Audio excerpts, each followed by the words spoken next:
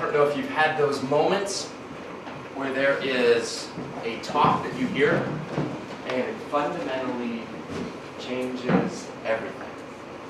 When Beth came to the Leadership Summit a few years ago and gave a presentation on making sure that we're not forgetting what's happening in our heart and in our homes, it was the single most important talk that I've ever heard.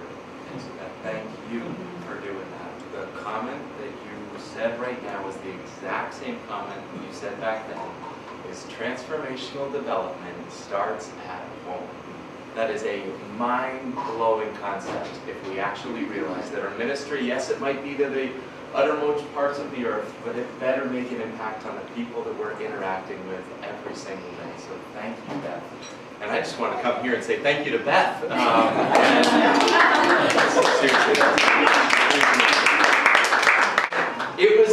I'm having so much fun. I wish I could be part of the cohort here. Just for the past sins of going to other schools. I actually was looking at this school when it was in South Africa. I decided to do a full-time instead of that, but I had enrolled here. We have a PhD I program. did. That's it. I don't know how you do it. But what was really fun just around this table is just having the conversations. Dustin, I love what you started the time today with. I love the questions, because it's those questions that provoke the answers. And this is a gift that you have over the 3-year time that you're here to ask questions with people who have a similar foundation and have a love for the Lord and have a love for each other. And that is a gift that you might never have at any other point in your life. So soak it in. This is a gift to have this time together. And then, Dr. Duffin, I loved the new movement, Wake Up the World. And with your enthusiasm, you are going to wake up the world along with this group of amazing people. And it's interesting, too, because what you're doing is huge. There are some people that don't want to be woken up, but there is a wonderful history of Eastern grads who wake up people who might not even want to be woken up. And I just hope you continue in that as you go for it in a beautiful, beautiful way of living and serving our Lord and Savior. Now, I've never done this before, but we had a little bit of a change of plans around the table, so the topic is going to be slightly altered.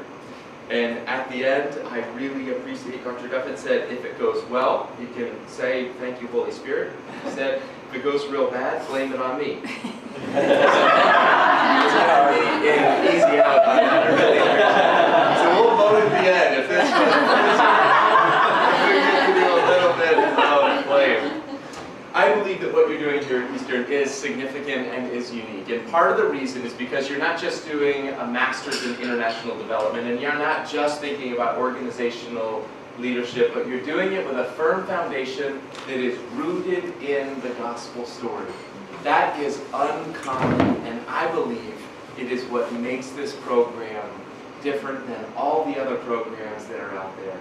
And I can say that with personal kind of satisfaction that we have 5 staff members who have graduated from Eastern or this program, and we got a 100% satisfaction rate. So thank you for what you're doing. It's just fantastic to have them, really an amazing group of people that have come out. And I hope there's more. Not that I'd ever want 6. No, not yet. We'll see. Are you interviewing? Yeah. Awesome. That's great. Awesome. And I love that the faith, there are some unusual voices right now that are reminding us that our faith matters. Can I share a couple unusual voices that I've heard recently talking about why what you do here matters and why faith is such a critical component to all of the other conversations around development? First quote is from Nicholas Kristof from the New York Times. And Nicholas Kristof, traveling in Congo, wrote this. He said, "There's an ugly secret of global poverty, one rarely acknowledged by aid groups or UN reports.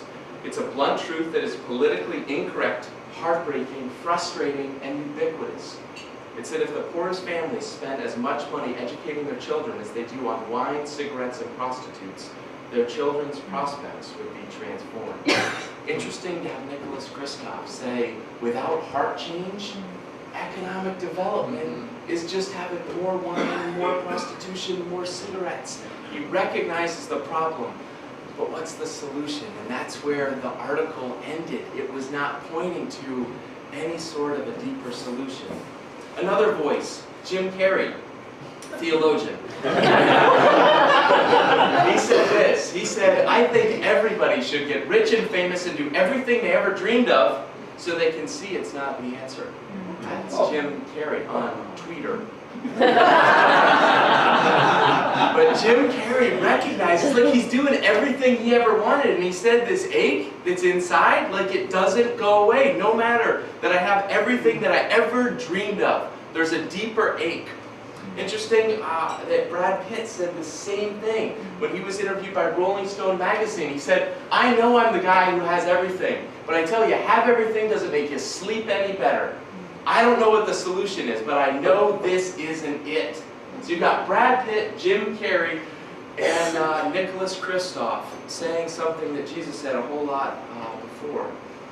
He said, for what does it gain a man to gain the whole world and yet forfeit your soul? What does it gain a man to get everything that you've been chasing for? When you finally catch that, and then to realize it just doesn't really meet my deeper needs. I believe here at Easter, that is what the difference is that not only are we doing great things, not only are we helping people in the here and the now, but we're saying that's not all. There's something more, there's something deeper, and Jesus is the difference between the work that you're doing and so many other of our friends and peers that are doing good work. I had a staff member who was serving in a very difficult environment in the Democratic Republic of Congo, Katie Nina. And as she was there, she was at a dinner party. And as she was at the dinner party, she went around and she heard cynicism, burnout, cynicism, burnout, cynicism, burnout. She was the only person that had any sort of hope that remained. And I believe the difference is because in the midst of the super challenging things that you're all engaging, there is a hope and there is an anchor, and that anchor does hold us in the midst of the storms that you are willingly running into. What does it gain us if we gain the whole world and yet miss the deeper issues of faith and life?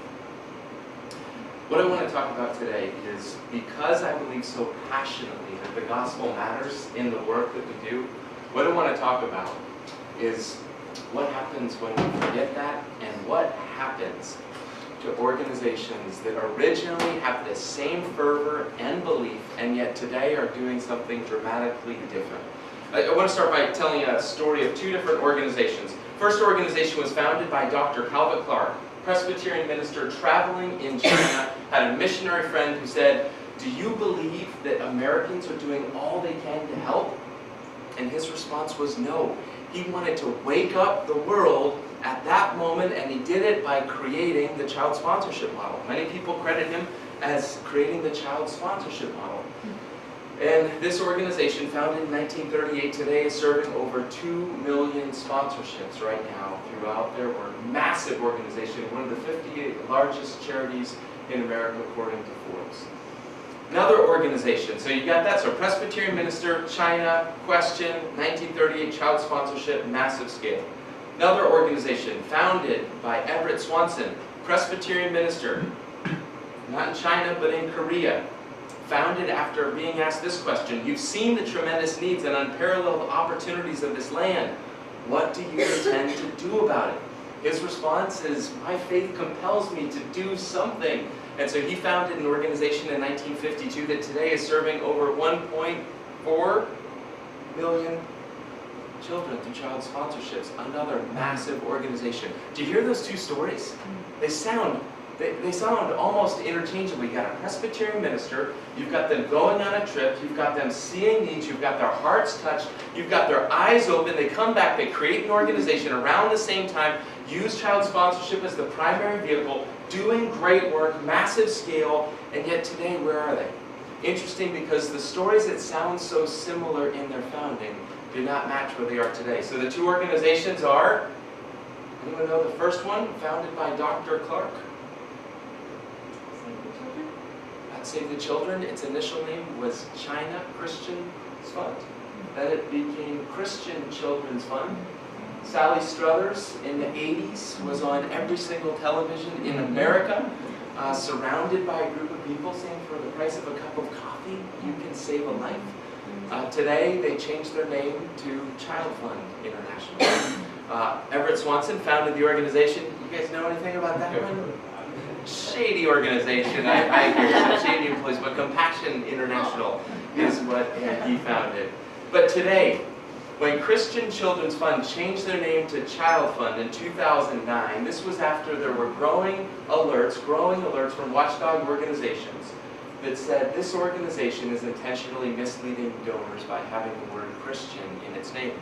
Christianity Today did an article on them, and their summary was this organization has nothing to do with Christianity, and that was actually quoting one of their board members. So a board member says, Christian Children's Fund, this organization has nothing to do with Christianity. President Ann Goddard in 2009 said this when they changed their name. She said, an organization changes slowly, and then all of a sudden you realize the changes have happened so much that you need to step back and see if the name you're putting out there really reflects who you are. And when she took a step back, she said having Christian in the name does not reflect who we are. As the board member said, this organization has nothing to do with Christianity. Compare them to Compassion. Compassion International. When we started asking people for organizations that had remained mission true, Compassion kept coming up as an organization that had grown, an organization that had scaled, and an organization that had truly stayed on mission. And there was an interesting time where Wes Stafford told a story about a group of consultants that came in and did an analysis of Compassion International. And they said, Compassion, you guys have the best name in the business. Who wouldn't want to be part of an organization called Compassion International? But the consultant said, but this Jesus stuff, I don't know, that's more polarizing. Not everyone. They said, downplay the Jesus stuff and then see what will happen. And Wes's response was this. He said, we thought for 10 seconds. And he said, no, not now, not ever. I think that's a pretty fantastic response. And it was that mission clarity that said, growth is good, but staying true to our mission is better.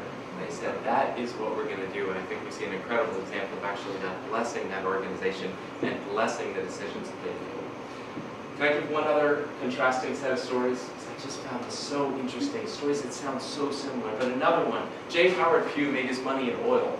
He was founded Sun Oil, later became Sunoco. He was a passionate follower of Jesus. He was into social justice before it was cool. His cause was abolition. And he generously funded all kinds of organizations. He funded Grove City. He funded Fuller. He funded Moody. He co-founded Gordon Conwell Seminary and set it up so that permanently a third of the funding was always going to come from him and his estate. He said a third from the board, a third from me, and a third from tuition. That would be a pretty good model. He had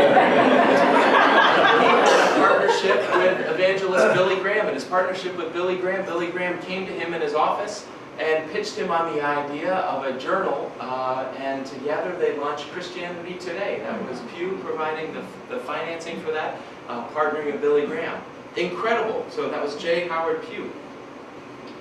Next, Henry Kroll. Everybody know Henry Kroll? What did he found? Kroll Trust. Kroll Trust. And where did the money from Kroll Trust come from? Is it Quaker Oats? Quaker Oats, yeah. So he turned around this bankrupt mill, very creative marketer, ended up taking all of the trains and turning them into moving billboards that he had. His passion also was the gospel. He was passionate also about social justice. The red light district in Chicago was his cause, and they worked to eradicate Chicago of the red light district. He gave away very generously. A friend asked him once how much had he given away, and he said, I don't even let myself in on that. Turns out in records he gave at least 70% of his income away. His partnership wasn't with Billy Graham, his partnership was with Dwight Moody, and together they launched all sorts of initiatives. So again, you've got these titans of industry, one oil, one oats. You've got passionate about social justice, one abolition, one red light district. You got both extraordinarily generous. You got both of them with key partnerships. And where are they today? Today, the Pew Charitable Trust, if you look at their their documents. Recently, they have funded Planned Parenthood and the universities that J. Howard Pugh absolutely was so turned off by. He created Gordon Conwell as an alternative to what he was seeing that was happening. And yet today, those are the recipients of his massive funding. And when asked about this, there are many people that have asked, why is this a case of mission drift? And the president, Rebecca Rummel, said this in defending the decisions that they had made. She said, Howard was a man of strong convictions, and his successors on our board are following in his tradition by having strong convictions. Did you get that? Did you get that? He had strong opinions, so we're carrying on his legacy because we have strong opinions too. Now, what those strong opinions are on apparently are irrelevant to the organization. If he were alive today, according to everything that we see in his writing and while he was alive, he would be appalled, absolutely appalled at what his funds were doing today. Contrast that to Henry Kroll.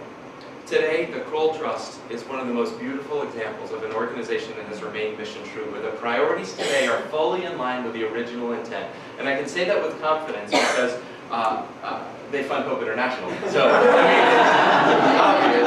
But more than that, every year they get together, every board meeting, and all of the board members together read the words in his own words about what his passions are, and they make every allocation decision after just listening to what he wanted to do with the funds that God had blessed him with. So we can say they have remained mission true because they're still reading his words and they're still saying, what would he do if he were here? They are honoring his legacy in a beautiful way. Now the question again for all of us, I love the variety of organizations. Every single one of you has the ability to influence the organizations in which you're working. And the question is, what are the small decisions that you can make to help your organizations and your school and all of the good things that you're involved with? What can you do to help remain mission true? As we looked at this, spent 2 years looking at this, over 200 different individual interviews, and what we found is this, is there is no one issue. You cannot just focus on this one issue and then everything goes away, but rather it's a story of benign neglect that is seen in a million small decisions that seem inconsequential at the time in which they're made. And so I hope we can wake up to realize that we have the ability to make decisions that are either going to slowly, when compounded by time, draw us off mission, or we're going to have the ability to even more firmly put a stake in the ground and say, our Christian identity matters, and it's worth protecting. So how do we do that? Here are 7 suggestions. And Beth, tell me when I need to stop. First thing that we found in all organizations is that you need to start from a position that you believe that drift is the natural course all organizations move. You have to believe that drift is an issue and you're not going to take any steps to prevent it. The founders of Harvard University had this as one of their founding documents, one of the founding mission statements. They said to be plainly instructed and consider well that the main end of your life and studies is to know God and Jesus Christ. Now, they're not doing that today. They're doing good work, but they're not doing what they were created to do. But I don't fault them for mission drift quite as much as another organization, another higher education that saw what was happening at Harvard and said, we got to protect against that. So they went a little down south to warmer weather in Connecticut, and said, let's plant something, and Veritas wasn't good enough. Truth wasn't good enough. We want Luke's at Veritas. We want light and truth. We want the truth to be illuminated by the light of Christ, and they founded Yale. They founded Yale because they saw drift happening at Harvard, and yet they weren't able to protect against it, and Yale followed that same well-worn path. First thing that we got to do is believe drift happens. It's interesting also, Steve Muller, the former president of Johns Hopkins, when looking at Harvard's 350th year anniversary celebration, going back, his conclusion was this university has become godless. Second thing we need to do is we need to differentiate the mission from the means. We're not at all arguing to say that change is not necessary. Change is not important. But the question is, what's the change for? And mission-true organizations know what their immutable aspects are. They have mission clarity about here's what's better. We'd rather fold up than compromise on this. And then everything else is held lightly. Young Life, when they were founded, one of their primary outreach strategies was barbershop quartets. Now, with glee, maybe they're coming back. Barbershop quartets might not be the most effective strategy for an organization trying to reach youth. It might, but it might not. They recognize that barbershop quartets is not our mission. That is a means with which, and so if something else comes up that's a better way, if the club model is a better way, if this sort of mentoring relationship is a better way to accomplish our mission, then let's drop barbershop quartets. That's not a hill that's worth dying on. Interestingly, even the name of an organization, I believe, should be held lightly. Campus Crusade for Christ found that 20% of individuals would not engage in a conversation after hearing their name, Campus Crusade for Christ. And they said, our name is hindering our mission, so let's change the name. And so they changed it to Crew. Motley Crue didn't appreciate that, but Crew was their new name. And yet I believe that they knew this is not who we are. It's not our name. We're not tied to our name. We are tied to our mission. Third thing, hiring. There's an incredible story about the slow issue of hiring from my favorite characters on Saturday morning television, Bob and Larry. Bob and Larry from VeggieTales. Anyone else enjoy little VeggieTales on the side? Don't feel bad about that. There's some, but these guys, VeggieTales. So VeggieTales, who knows about VeggieTales? Yeah, what's the story with VeggieTales? What are they? They're Bible stories. Yeah, they're Bible stories. Yeah. Right. And they're all vegetables that tell the stories. Yeah. And they're highly entertaining, right? I mean, I sing all the songs. I know all the songs. I can't remember the theme song.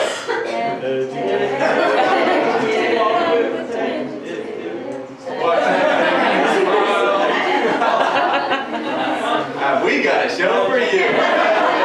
That's it. So amazing. Like, you don't get an organization that has more mission clarity than VeggieTales, do you? Like, I mean, they exist to bring Bible stories to life. Phil Vischer, in his book, Me, Myself, and Bob, told a story where he had a company meeting as they were in the height of their growth, an incredible time of growth, and he stands up and he says, I'm a Christian, and I believe the Bible exclusively holds the truth about our standing before God and the path to restore our relationships with Him. I want to share that truth with our culture. That is, at the end of the day, what Big Idea is all about.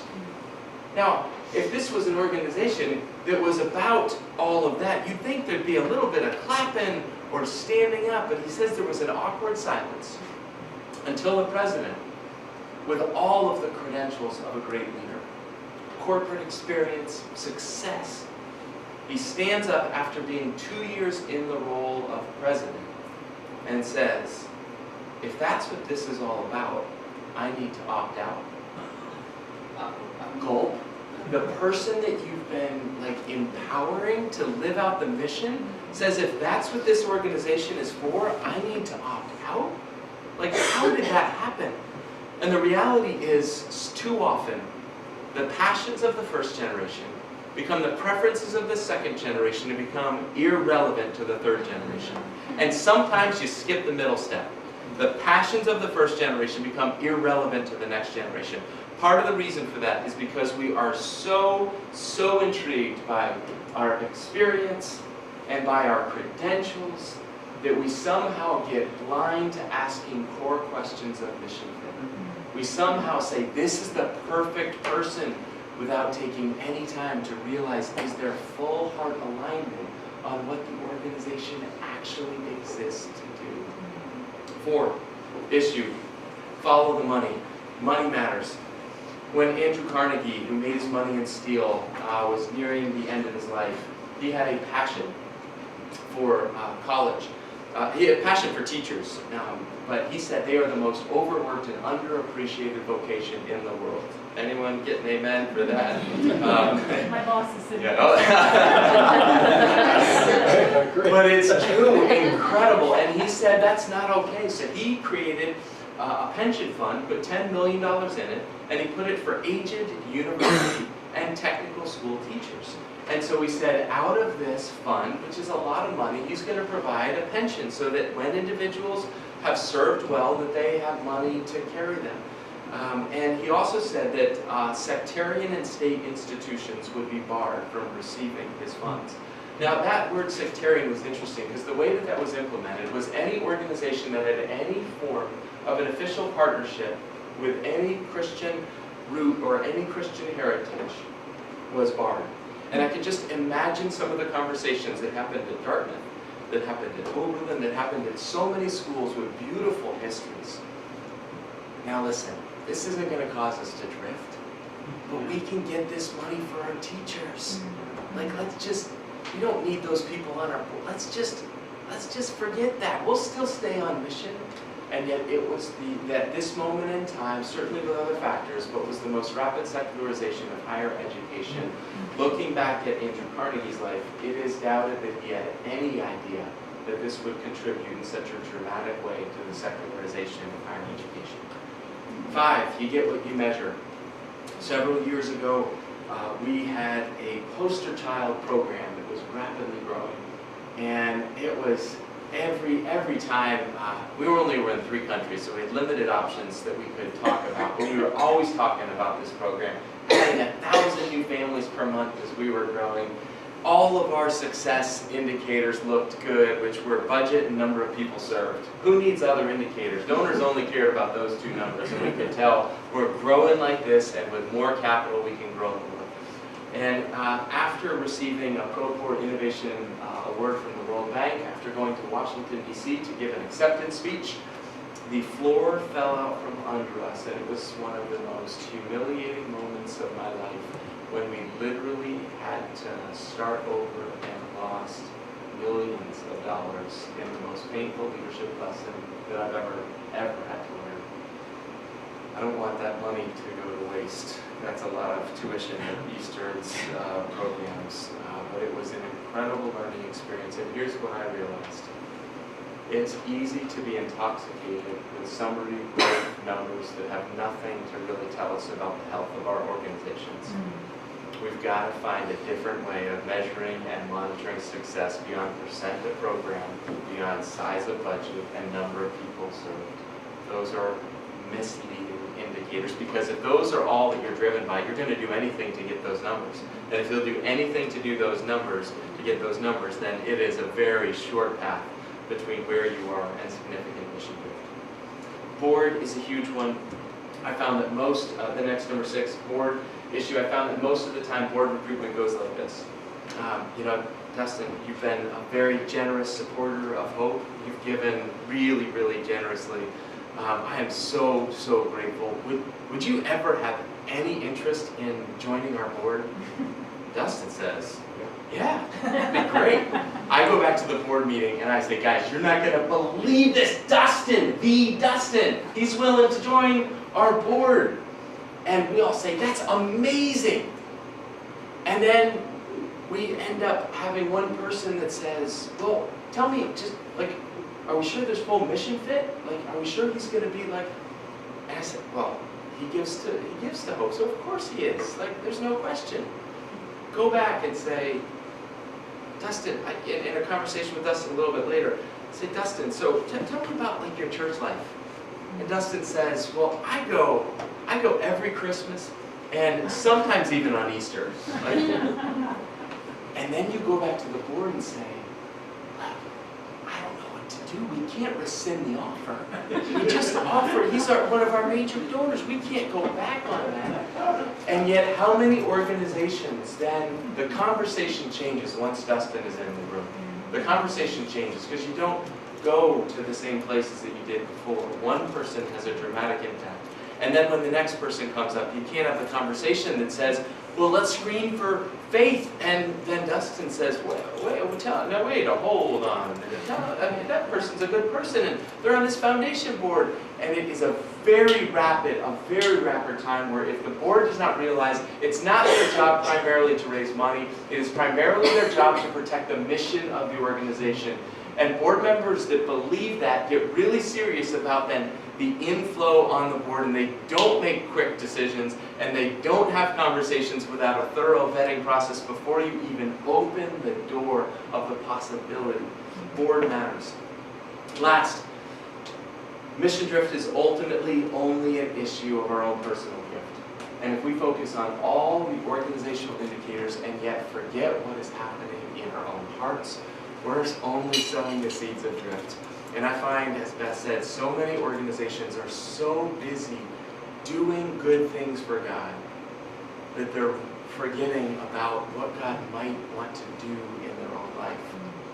There is a well-worn path of people that are doing your sort of work, with your sort of drives, with your sort of abilities. There are too many stories that start out just like yours and end really, really bad. With a faith fallout, with a family that resents the work that you're doing, with absolutely fractured personal health. And I don't believe that has to happen. I don't buy it that just because you do this means those are the prices that everyone has to pay. Now, if God chooses to bring suffering into our life for His glory, that absolutely is, but I don't think we have to be so eager to get that suffering that we do everything possible to bring it on ourselves. A few years ago, my wife came to me and said, "Peter, you are choosing the ministry over me, and I feel nothing." When your spouse says that she feels nothing for you, that was the biggest wake-up moment when I realized, my goodness, I was giving my wife my leftovers, and it was not a pattern that was leading to health. It was not a pattern that even was good for the organization, and it was on a pattern that was leading resentment at home, so that I could feel good about myself in doing some good work, and I believe that does not honor the Lord. So when we talk about mission drift, we know that staying mission true starts with you. It starts with our hearts. It starts with what God might be doing in our lives so that we are serving from a position of grounded faith, of grounded understanding of the big picture that this world is not ours to save. God is already doing a work. And when you believe that, you can rest when the day's done. When you believe that, you can take Sunday off. When you believe that, you can let go and you can delegate and you can empower, but it all starts from, I believe, a grounded understanding of this world, like we are simply have the privilege of participating in what God is already doing. And that changes everything when we believe that. I hope and pray that when I get to meet all of you again at some point, that you will have simple stories of powerful decisions where you made decisions in your life and in the organizations that you serve to put more anchors in the ground and say, it's worth staying mission true. And I pray that God will bless you in that and that you will be a blessing to the organizations in which you serve. Thanks so much for having me.